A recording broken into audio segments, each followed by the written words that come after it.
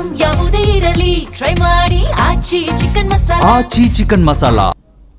ಬೆಂಗಳೂರಿನ ರಸ್ತೆ ಗುಂಡಿಯನ್ನು ಉದ್ಯಮಿಯೊಬ್ಬರು ಮುಚ್ಚಿದ್ದಾರೆ.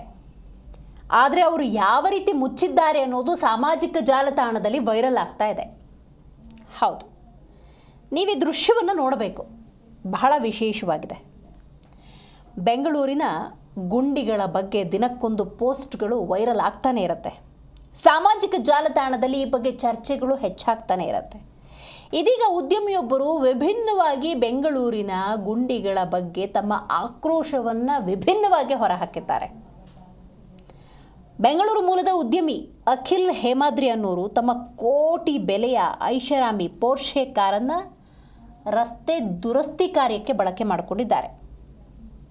ಇದನ್ನು ನೋಡಿ ನೆಟ್ಟಿಗರು ಅಚ್ಚರಿಗೊಂಡಿದ್ದಾರೆ. ಇನ್ನು ಈ ಬಗ್ಗೆ ವಿಡಿಯೋವನ್ನು ಇನ್ಸ್ಟಾಗ್ರಾಮ್ನಲ್ಲಿ ಅವರು ಹಂಚಿಕೊಂಡಿದ್ದಾರೆ.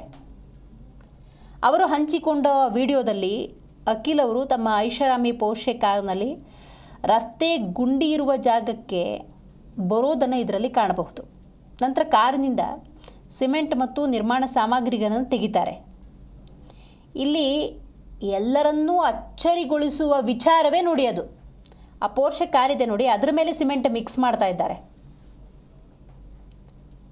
ಬೆಲೆ ಬಾಳುವ ಕಾರಿನ ಬಾನಟನ್ನು ಸಿಮೆಂಟ್ ಮಿಶ್ರಣ ಮಾಡೋದಕ್ಕೆ ಬಳಸ್ಕೊಂಡಿದ್ದಾರೆ. ಇದು ಸಾಮಾಜಿಕ ಜಾಲತಾಣದಲ್ಲಿ ಸಿಕ್ಕಾಪಟ್ಟೆ ವೈರಲ್ ಆಗ್ತಾ ಇದೆ.